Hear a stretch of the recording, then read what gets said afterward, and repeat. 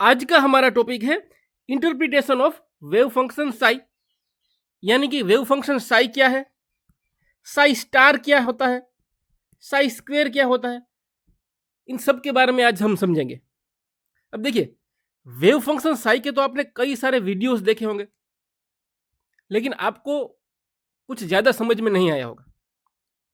लेकिन आज हम वेव फंक्शन साई के बारे में डिटेल में हम स्टडी करेंगे। डिटेल में हम समझेंगे कि वेव फंक्शन साई होता क्या है। अब देखिए, ये जो वर्ड है वेव फंक्शन, ये दो वर्ड से बना हुआ है। पहला होता है वर्ड वेव और दूसरा है फंक्शन। अब देखिए, वेव वर्ड तो आप उनसे तो परिचित ही होंगे। देखिए, ये सिंपल एग्जांपल है वेव का। अब देखिए, दूसरा वर्ड है फंक्शन। फंक्शन के बारे में आप जानते ही होंगे। अब देखिए, एक आसान एग्जांपल देता हूं मैं फंक्शन का। y is equal to 2x है। यहां पर आप x की डिफरेंट वैल्यूज ऐड करते जाएंगे तो आपको y की वैल्यूज मिलती जाएगी। मान लीजिए हमने x इज इक्वल टू 2 लिया है, तो ये क्या हो जाएगा 2 इंटू 2, तो y क्या हो जाएगा 4 हो जाएगा। मान लीजिए x इज इक्वल टू हमने 3 ऐड किया है, तो y क्या हो जाएगा 2 इंटू 3 6 हो जाएगा।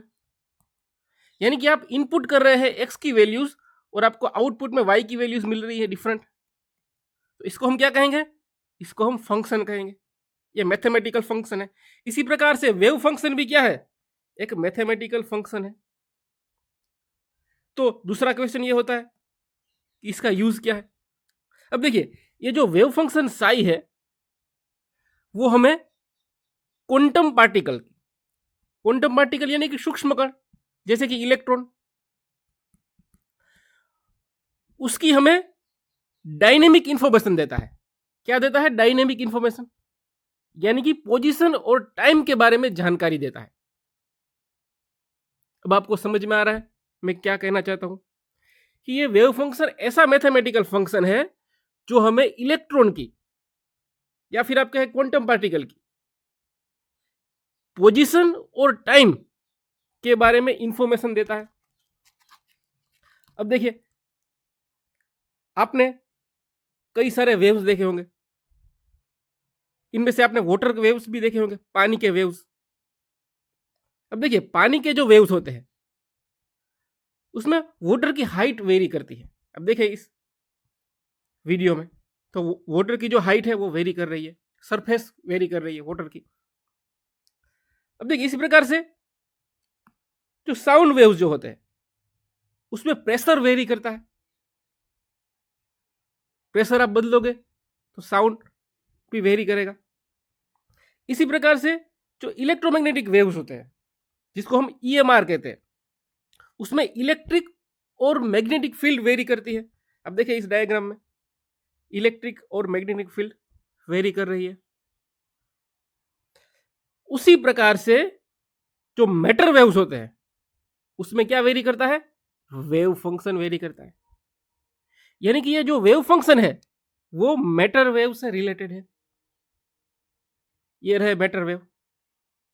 अब देखिए, दूसरा क्वेश्चन ये होता है कि ये मैटर वेव्स होते कैसे और है क्या। तो आपको इस भाई साहब को याद करना होगा। ये है फेमस साइंटिस्ट दी ब्रोगली। आपने पूरा डिटेल में इसको पढ़ा होगा। अगर आपने नहीं पढ़ा है तो प्लेलिस्ट में से दी ब्रोगली का ड्यूअलिटी प्रिंसिपल आप देख सकते हैं। अब देखिए, दी ब्रोगली ने कहा था कि कोई भी मैटर हो उसके दो स्वरूप होते हैं। एक होता है पार्टिकल और दूसरा होता है वेव। तो आप ऐसा भी मान लीजिए कि क्वांटम पार्टिकल यानी कि इलेक्ट्रॉन वो भी एक मैटर ही है, तो उसके भी दो स्वरूप हो गए। कौन कौन से, पार्टिकल और वेव। तो ये जो वेव है, ये जो वेव स्वरूप है मैटर का, उसको क्या कहते हैं, उसको कहते हैं मैटर वेव्स, या फिर इसको दी ब्रोगली वेव्स भी कहा जाता है। तो इसका मतलब ये हुआ कि क्या हमारे भी वेव्स फॉर्म होती है। तो जी हाँ, बिल्कुल होती है, लेकिन हमारा मास बहुत ज्यादा है इसलिए उसको मेजर नहीं कर सकते। वेव्स की वेवलेंथ उतनी छोटी होती है कि हम मेजर नहीं कर सकते, लेकिन इलेक्ट्रॉन की हम मेजर कर सकते हैं क्योंकि उसका मास बहुत ही छोटा होता है। तो मेरा कहने का मतलब ये है कि जो डी ब्रोगली है उन्होंने कहा था कि मैटर के भी जो वेव्स होते हैं तो वेव फंक्शन उसमें वेरी होता है। मैटर वेव्स में क्या वेरी होता है? वेव फंक्शन वेरी होता है। अब देखिए, ये जो मैटर वेव्स है उसमें एक टर्म होता है एम्पलीट्यूड। ये आपको जो दिखाई दे रहा है ये, यानी कि जो वेव की लंबाई कितनी है, हाइट कितनी है, उसको क्या कहते हैं? एम्पलीट्यूड। यानी कि ये जो एम्पलीट्यूड है वो यहां पर बहुत ही इंपॉर्टेंट चीज है। तो आगे बढ़ते हैं। तो डी ब्रोगली ने क्या कहा कि ये जो एम्पलीट्यूड है मैटर वेव का वो बहुत ही सिग्निफिकेंट है, वो हमें कई सारी इंफॉर्मेशन दे सकता है। डी ब्रोगली ने कहा कि मैटर के भी वेव्स होते हैं, तो ये जो वेव्स है उसका जो एम्पलीट्यूड है, एम्पलीट्यूड यानी कि मैटर के वेव्स की जो हाइट होती है उसको क्या कहते हैं? एम्पलीट्यूड। वो बहुत ही इंपॉर्टेंट चीज है। और डी ब्रोगली ने कहा कि ये जो एम्पलीट्यूड है उसको हम क्या कहते हैं? वेव फंक्शन साई कहते हैं। यानी कि ये जो मैटर वेव है, मैं यहां पर ड्रॉ कर रहा हूं, देखें, उसका जो एम्पलीट्यूड है यानी कि ये जो लंबाई है वेव की, ये भी होगा एम्पलीट्यूड। ये क्या दर्शाता है? ये वेव फंक्शन साई दर्शाता है। उसको क्या कहा जाता है? वेव फंक्शन साई कहा जाता है। अब देखिए, ये यहां पर मैं सिर्फ साई की बात ही कर रहा हूं, ऐसा मत समझिए कि साई स्क्वायर का मतलब भी यही हुआ, ऐसा नहीं होता।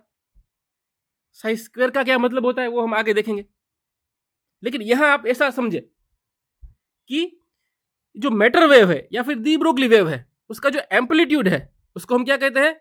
वेव फंक्शन साई कहते हैं। अब देखें, उसी दौरान फेमस साइंटिस्ट है इरविन श्रोडिंगर, आपने नाम सुना ही होगा, ये रहे हमारे साइंटिस्ट। उन्होंने ये बताया कि ये जो वेव फंक्शन है वो चार्ज डेंसिटी दर्शाता है। क्या दर्शाता है? Charge density. अब देखिए, उस जमाने में सबको पता था, यानी कि डी ब्रोगली ने बताया था कि मैटर के भी वेव होते हैं, तो वेव होगा तो उसका कुछ एम्पलीट्यूड भी होगा। लेकिन उस एम्पलीट्यूड का महत्व क्या है, इंपॉर्टेंस क्या है, वो क्या होता क्या है, उसके बारे में कुछ ज्यादा जानकारी नहीं थी। तो कई साइंटिस्ट ने अपने जो विचार रजू किए, अपने विचार दिए, तो उनमें से श्रोडिंगर भी थे। उन्होंने बताया कि ये जो वेव फंक्शन है वो क्या है? चार्ज डेंसिटी है। अब देखिए, उन्होंने ये बताया कि अगर हम उसका स्क्वायर कर ले, वेव फंक्शन यानी कि साई का स्क्वायर करें, तो हमें पार्टिकल डेंसिटी का पता चलता है। हम पार्टिकल की डेंसिटी पता कर सकते हैं। क्या करना होगा? हमें वेव फंक्शन साई का स्क्वायर करना होगा। और श्रोडिंगर ने यह भी बताया कि ये एक प्रकार की चार्ज डेंसिटी दर्शाता है। क्या दर्शाता है? Charge density. किस प्रकार से? तो उन्होंने बताया कि अगर आप पार्टिकल डेंसिटी लेते हैं, वो इलेक्ट्रिकल चार्ज से मल्टीप्लाई कर देते हैं, पार्टिकल डेंसिटी को इलेक्ट्रिकल चार्ज से मल्टीप्लाई कर देते हैं, तो आपको क्या मिल जाएगा? चार्ज डेंसिटी मिल जाएगा। यानी कि स्क्वायर, साई स्क्वायर जो है वो क्या दर्शाता है? चार्ज डेंसिटी दर्शाता है। ऐसा उन्होंने बताया। उसके बाद जो दूसरा इंटरप्रिटेशन है वो मैक्स बोर्न ने 1926 में दिया। बाद में इस जो ये इंटरप्रिटेशन है उसको हाइजेनबर्ग और बोहर ने भी एक्सेप्ट किया, और ये इंटरप्रिटेशन अभी एक्सेप्टेड किया जाता है। ये रहे मैक्स बोर्न, जर्मन साइंटिस्ट थे। देखिए, उन्होंने क्या कहा? उन्होंने कहा कि ये जो साई है वो कोई पार्टिकल डेंसिटी नहीं है। अभी आपने सुना होगा कि श्रोडिंगर ने यह बताया था कि साई जो है क्या है, पार्टिकल डेंसिटी है। लेकिन मैक्स बोर्न ने ऐसा कहा कि साई जो है वो कोई पार्टिकल डेंसिटी नहीं है, बल्कि वो क्या है, वो प्रोबेबिलिटी है। किसकी प्रोबेबिलिटी? पार्टिकल को फाइंड करने की। यानी कि उन्होंने ये कहा कि ये जो साई है वो हमें प्रोबेबिलिटी देता है, संभावना देता है कि पार्टिकल कहां होगा। तो ये टोटली डिफरेंट थियरी थी श्रोडिंगर से। श्रोडिंगर तो चार्ज डेंसिटी की बात कर रहे थे, लेकिन मैक्स बोर्न ने यहां क्या कह दिया, उन्होंने ये कहा कि ये जो साई स्क्वायर है वो पार्टिकल को, यानी कि मान लीजिए इलेक्ट्रॉन को ढूंढने की संभावना देता है, प्रोबेबिलिटी देता है कि कहां पार्टिकल होगा। तो उन्होंने क्या कहा कि साई स्क्वायर जो है वो क्या देता है, probability of finding the particle, यानी कि प्रोबेबिलिटी डेंसिटी दर्शाता है। अब देखिए, वैसे तो साई का कोई फिजिकल सिग्निफिकेंस नहीं है, लेकिन ये बहुत ही इंपॉर्टेंट पॉइंट है। अब देखिए, मान लीजिए कोई पार्टिकल एक्स एक्सिस पे है, वन डायमेंशन में है, तो उसकी जो साई की जो वैल्यू है, वेव फंक्शन साई की जो वैल्यू है वो इस प्रकार दी जाती है, y is equal to a into e का पावर आई k x minus omega T. अब देखिए यहां पर ए जो है वो एम्पलीट्यूड है, आई जो है वो है इमेजिनरी नंबर। वो क्या है, इमेजिनरी नंबर है। के प्रोपोगेशन कांस्टेंट है, ओमेगा है वो एंगुलर फ्रीक्वेंसी है, और टी जो है वो टाइम है।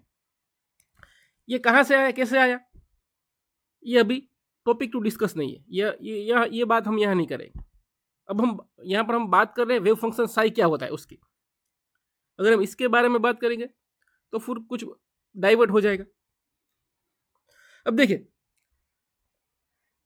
बात हम कर रहे थे साई की, तो साई में एक आई आता है जिसको आयोटा कहते हैं, वो एक इमेजिनरी नंबर है। और आपको पता है आई की वैल्यू क्या होती है, √-1। तो ये कॉम्प्लेक्स फंक्शन है। कॉम्प्लेक्स फंक्शन का क्या मतलब हुआ, जिसमें आप इमेजिनरी नंबर्स, ये रियल नंबर नहीं है, इमेजिनरी नंबर्स आप देखो तो वो क्या हो जाता है, कॉम्प्लेक्स फंक्शन हो जाता है। यानी कि साई क्या है, इमेजिनरी भी है और कॉम्प्लेक्स फंक्शन भी है। अब देखिए, इमेजिनरी है तो रियल बनाने के लिए क्या करना पड़ता है, उसका स्क्वायर करना पड़ता है। तो आप वेव फंक्शन साई का स्क्वायर करेंगे और मोड में लिखेंगे। देखिए ये मोड है, मोड में लिखेंगे तो क्या हो जाएगा, ये रियल वैल्यू हो जाएगी। देखिए पहले तो ये इमेजिनरी नंबर था, आई था। देखिए आई है क्या, √-1 है। अब देखिए मैथ्स में आप किसी भी नंबर का स्क्वायर करोगे तो आपको पॉजिटिव वैल्यू ही मिलेगी। मान लीजिए आपने -5 का स्क्वायर किया है तो आंसर आपको 25 प्लस ही मिलेगा। लेकिन ये जो आई है तो ऐसा नंबर है जिसका आप स्क्वायर करोगे तो आपको माइनस में वैल्यू मिलेगी। देखिए √-1 का स्क्वायर करूँ तो आंसर क्या आएगा, -1 आएगा। तो इसको हमने क्या कहा, ये इमेजिनरी नंबर है। तो वेव फंक्शन साई में क्या होता है, इमेजिनरी नंबर आ रहा है, इमेजिनरी पार्ट भी है। तो इसको रियल करने के लिए क्या करना पड़ेगा, स्क्वायर करना पड़ेगा और मोड में लिखना पड़ेगा। अब देखिए बात यहां पर प्रोबेबिलिटी की हो रही थी कि मैक्स बोर्न ने बताया कि साई क्या दर्शाता है, साई स्क्वायर क्या दर्शाता है, प्रोबेबिलिटी दर्शाता है। किसकी प्रोबेबिलिटी? तो आप कह सकते हैं कि इलेक्ट्रॉन या फिर किसी भी क्वांटम पार्टिकल को फाइंड करने की प्रोबेबिलिटी। अब देखिए प्रोबेबिलिटी की वैल्यू यहां पर क्या हो सकती है, दो ही वैल्यू हो सकती है, या तो 0 या तो 1। 0 का मतलब ये हुआ कि यहां पर पार्टिकल है ही नहीं, नो पार्टिकल ऐसा कह सकते हैं। 0 मतलब नो पार्टिकल प्रोबेबिलिटी, यहां पार्टिकल है ही नहीं। 1 का मतलब क्या हुआ, 100% यहां पर पार्टिकल है, यहां पर प्रेजेंस ऑफ पार्टिकल है, ऐसा आप कह सकते हो। अब देखिए, जैसा कि हमने कहा कि 0 का मतलब क्या हुआ, कोई पार्टिकल ही नहीं है। 1 का मतलब क्या हुआ है, 100% पार्टिकल है। अब इसके बीच 0 और 1 के बीच मान लीजिए मैंने कहा 0.3, 0 या फिर 1 के बीच में मैंने क्या कहा 0.3। इसका क्या मतलब हुआ, इसका मतलब ये हुआ कि 30% चांसेस है। कितने चांसेस है, 30% चांसेस है कि पार्टिकल शायद उस जगह पे हो। अब देखिए, यहां पर हम बात कर रहे हैं मैटर वेव्स की। किसकी बात कर रहे हैं, मैटर वेव्स की। तो यहां पर ये जो एम्पलीट्यूड है मैटर वेव का, वो तो पॉजिटिव या फिर नेगेटिव भी हो सकता है। अब देखिए, ये रहा हमारा मैटर वेव। तो देखिए ये साइड, देखिए ये पॉजिटिव साइड है, ये नेगेटिव है। तो एम्पलीट्यूड पॉजिटिव भी हो सकता है और नेगेटिव भी हो सकता है। समझिए आप इस बात को, पॉजिटिव हुआ वो तो ठीक है, लेकिन नेगेटिव हुआ तो ये तो वेव है, वेव के तो पॉजिटिव साइड और नेगेटिव साइड दोनों होगी। अब देखिए, मान लीजिए नेगेटिव साइड -0.3 प्रोबेबिलिटी आई, यानी कि -30% चांस। तो आप, ये तो मीनिंगलेस हुआ ना, -30 चांस तो कैसे हो सकता है, ये तो हो ही नहीं सकता। आप किसी से पूछो कितना किलोमीटर चले हो और वो बताए मैं -5 किलोमीटर चला हूं, उसका मतलब क्या हुआ, वो तो मीनिंगलेस है। तो इसका, इस प्रॉब्लम का क्या सॉल्यूशन हो सकता है, तो इस प्रॉब्लम का ये सॉल्यूशन निकाला गया कि अगर हम स्क्वायर ले लें वेव फंक्शन साई का, तो क्या हो जाएगा, पॉजिटिव में वैल्यू मिलेगी हमको। देखिए, किसी भी माइनस चीज का स्क्वायर करेंगे तो आंसर क्या आएगा, प्लस ही आएगा, पॉजिटिव ही आएगा। तो इसलिए इस प्रॉब्लम का सॉल्यूशन कैसे निकाला गया कि वेव फंक्शन का हम क्या कर ले, स्क्वायर कर ले। यानी कि प्रोबेबिलिटी ऑफ फाइंडिंग पार्टिकल क्या होता है, वेव फंक्शन साई का स्क्वायर, और उसको रियल बनाने के लिए इसको मोड में लिखा जाता है। ये रहा इक्वेशन। अब देखिए, एग्जाम्पल के द्वारा हम समझते हैं। अब देखिए, मान लीजिए कोई एक पार्टिकल है, वो 1 डायमेंशनल बॉक्स में है और एक्स एक्सिस में ऐसे घूम रहा है। देखिए ये रहा पार्टिकल, इस वाली डायग्राम में आप देखें, एक्स एक्सिस में ऐसे पार्टिकल घूम रहा है। देखिए आप, यहां पर एक्स एक्सिस क्या दर्शाती है, उसकी पोजीशन दर्शाती है कि स्पेस में कहां हो सकता है। ये 1 डायमेंशन की बात कर रहे हैं हम, एक एक्सिस की ही बात कर रहे हैं, एक्स एक्सिस की। तो एक्स एक्सिस में ही कहीं कहीं जगह हो सकता है, यहां पर दूसरी तो एक्सिस है ही नहीं, 1 डायमेंशन की बात कर रहे हैं। और जो वाई एक्सिस है वो क्या दर्शाती है, वो वेव फंक्शन साई दर्शाती है। देखिए ये जो वाई एक्सिस है वो क्या है, वेव फंक्शन साई दर्शाती है। एक्स एक्सिस क्या है, पोजीशन है, वाई क्या है, वेव फंक्शन है। देखिए ये आकृति देखिए यहां पर। अब देखिए, पार्टिकल है तो उसका वेव फॉर्म भी होगा, तो वेव फॉर्म मैंने ऐसे दर्शाया है। देखिए आप, ऐसे वेव फॉर्म मैंने दर्शाया है। तो ये जो एक्स एक्सिस क्या दर्शाता है, पोजीशन, यहां पर कहीं भी जगह भी हो सकता है। और वाई एक्सिस क्या दर्शाता है, प्रोबेबिलिटी। अब देखिए, जैसा कि मैंने कहा था, प्रोबेबिलिटी यहां पर नेगेटिव हो जाएगी, यहां पर पॉजिटिव हो जाएगी। लेकिन अगर हम स्क्वायर कर दे तो क्या हो जाएगा, पॉजिटिव वैल्यू ही मिलेगी। तो देखिए मैंने क्या करता हूं, मैं स्क्वायर करता हूं। स्क्वायर क्या हो जाएगा, probability of finding the particle हो जाएगा। अगर मैंने स्क्वायर करूं तो मुझे इस प्रकार से ग्राफ मिलेगा। देखिए स्क्वायर कर दिया मैंने, ये रहा। और इसमें मुझे एम्पलीट्यूड भी मिलेगा। देखो यहां पर अब कोई नेगेटिव पार्ट नहीं है। तो ये जो साइज स्क्वायर कर दिया है वो क्या दर्शाता है, वो प्रोबेबिलिटी दर्शाता है फाइंडिंग द पार्टिकल। यानी कि पार्टिकल जो है यहां पर कहीं जगह पर हो सकता है। अब देखो मैं इसको हाईलाइट करता हूं। देखिए ये जो मैंने दर्शाया है यहां पर ये जो एम्पलीट्यूड दर्शाया, यहां पर भी कई जगह पर पार्टिकल हो सकता है। ये क्या साइज स्क्वायर क्या दर्शाता है, ये पार्टिकल दर्शाता है, प्रोबेबिलिटी दर्शाता है पार्टिकल यहां पर कहीं भी हो सकता है। अब देखिए, मान लीजिए हम एग्जाम्पल के द्वारा समझते हैं। मान लीजिए ये कोई हमारा वेव है, उस वेव में मुझे ये dx एरिया है, ये आपको ग्रीन वाला दिख रहा है dx। अगर उस छोटे से एरिया में मुझे पार्टिकल की प्रोबेबिलिटी फाइंड करनी हो तो मैं कैसे करूंगा?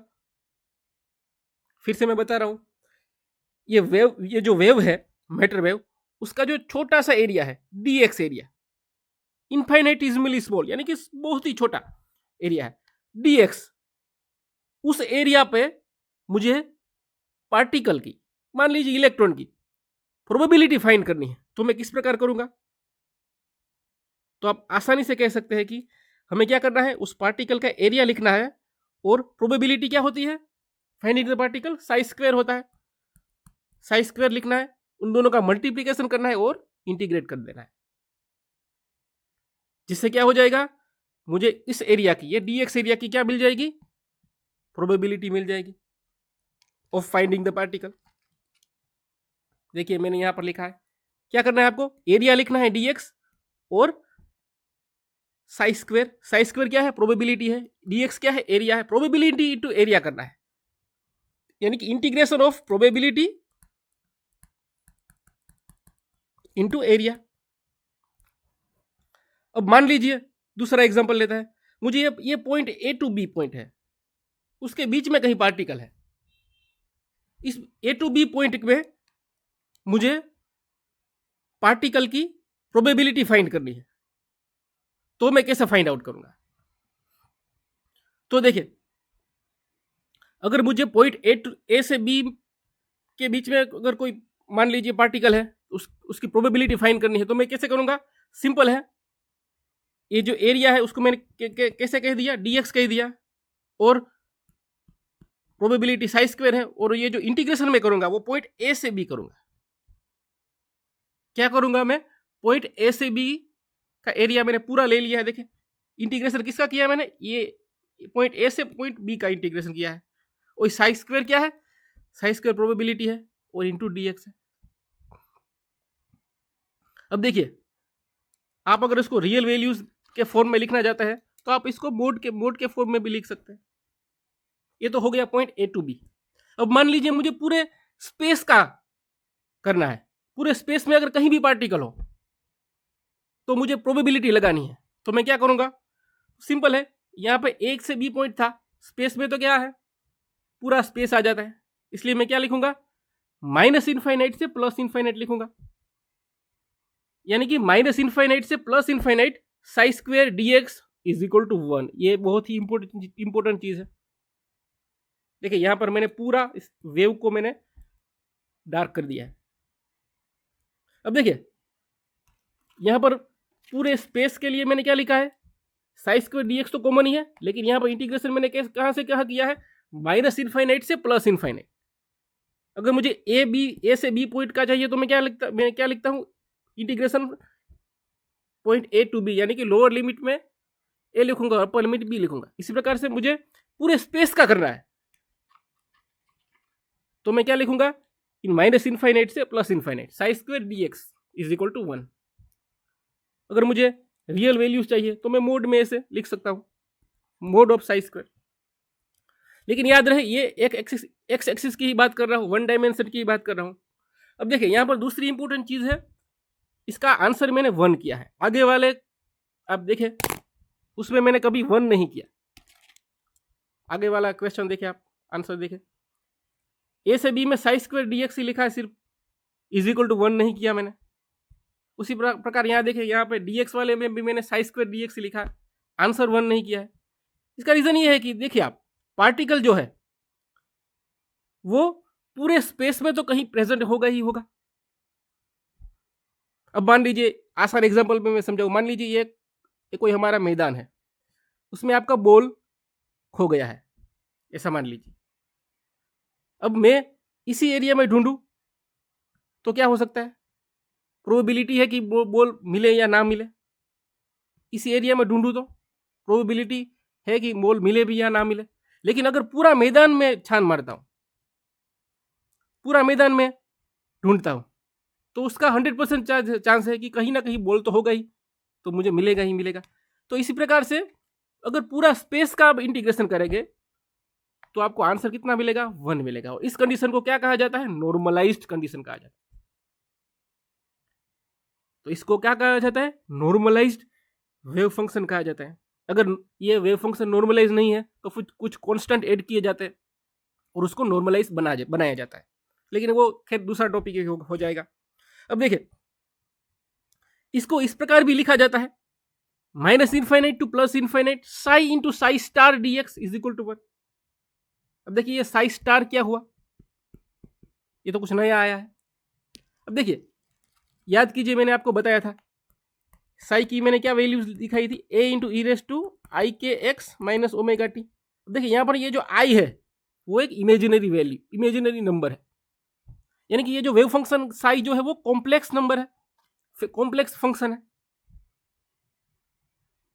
इमेजिनरी ये पूरा है साई, क्योंकि जिसमें आई आता है, आई क्या है, इमेजिनरी नंबर है। तो ये क्या हुआ, कॉम्प्लेक्स फंक्शन हुआ। जिसमें भी आपको इमेजिनरी नंबर दिखाई दे उसको हम क्या कहते हैं, कॉम्प्लेक्स फंक्शन कहते हैं। तो इमेजिनरी नंबर को रियल करने के लिए क्या करना चाहिए, ये इमेजिनरी है साई, उसको मुझे क्या करना है, रियल करना है। तो मैं क्या करूंगा, उसके कॉम्प्लेक्स कॉन्जुगेट साई स्टार से मल्टीप्लाई करूंगा। तो ये स्टार क्या है, साई स्टार क्या है, कॉम्प्लेक्स कॉन्जुगेट है। एक क्यों ऐड किया गया, क्योंकि साई की वैल्यूज कैसी है, रियल वैल्यूज नहीं है, इमेजिनरी वैल्यूज है। कैसे इमेजिनरी वैल्यूज है, क्योंकि उसमें आई आता है, आयोटा, जो एक इमेजिनरी नंबर है। तो उसको रियल बनाने के लिए साई को मैं क्या करता हूं, साई स्टार से मल्टीप्लाई करता हूं। साई स्टार क्या है, कॉम्प्लेक्स कॉन्जुगेट है।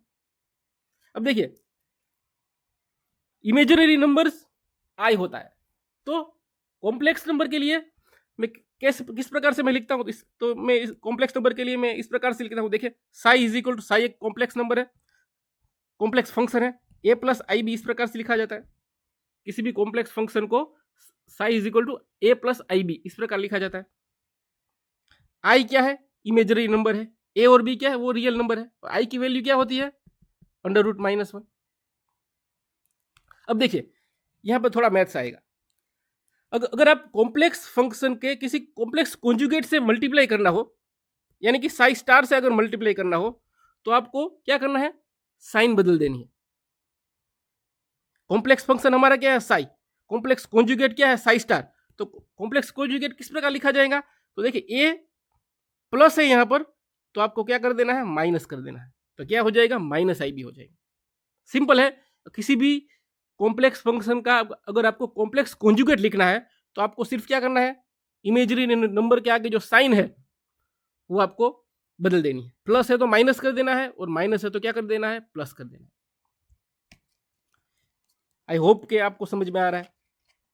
अब देखिए ये जो इमेजिनरी नंबर है, ये इन्होंने सबसे पहले आई के बारे में समझाया था। अब देखिए हम बात कर रहे थे कॉम्प्लेक्स नंबर की, तो रियल बनाने के लिए क्या करना होता है, कॉम्प्लेक्स कॉन्जुगेट साई के साथ मल्टीप्लाई करना होता है, जिससे क्या हो जाएगा, रियल वैल्यूज मिलेगी। अब देखिए हम मल्टीप्लाई करते हैं, तो साई को साई स्टार से मल्टीप्लाई करते हैं। साई की वैल्यू क्या है, a plus i b, complex function, complex conjugate क्या हो जाएगा, a माइनस आई बी हो जाएगा। जैसा कि मैंने अभी कहा कि साइन बदल देनी है, ये प्लस है तो ये क्या हो जाएगा, माइनस हो जाएगा। अब इनको मल्टीप्लीकेशन करते हैं, तो ये सिंपल आप समझ सकते हैं। इसको क्या लिखेंगे हम, a square minus i square b square. अब देखिए आई स्क्वायर की वैल्यू तो आपको पता ही है, क्या हो जाएगी, -1 हो जाएगी। क्यों, क्योंकि आई की वैल्यू होती है √-1, तो स्क्वायर क्या हो जाएगा, -1 हो जाएगा।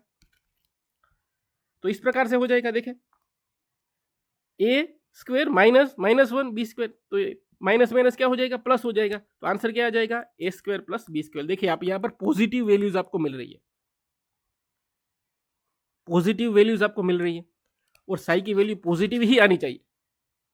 अगर साई की वैल्यू पॉजिटिव आए तभी उसको क्या कहा जाता है, एक्सेप्टेबल वेव फंक्शन कहा जाता है। माइनस आया तो एक्सेप्टेबल नहीं हो सकता। अब देखिए दूसरी कंडीशन ये है कि मान लीजिए साई रियल, खुद रियल ही है, ये इमेजिनरी नहीं है, रियल ही है, तो फिर भी आप उसको साई स्टार से मल्टीप्लाई करो तो दोनों रियल हो गए, फिर क्या आज आंसर आएगा, साई स्क्वायर आएगा। रियल को रियल से मल्टीप्लाई करो तो रियल ही जवाब आएगा। तो इस प्रकार से ये होता है साई। अब आपको समझ में आ गया होगा साई क्या है। साई क्या है? वेव फंक्शन है। साई स्क्वायर क्या है? प्रोबेबिलिटी दर्शाता है किसकी? Finding the particle. Sai star क्या होता है? साई स्टार कॉम्प्लेक्स कॉन्जुगेट है किसका? कॉम्प्लेक्स फंक्शन साई का, क्योंकि साई में इमेजिनरी नंबर रहता है। उसको रियल बनाने के लिए हम क्या करते हैं? कॉम्प्लेक्स कॉन्जुगेट से मल्टीप्लाई करते हैं। आशा करते हैं कि आपको वेव फंक्शन के बारे में पूरी जानकारी मिली होगी।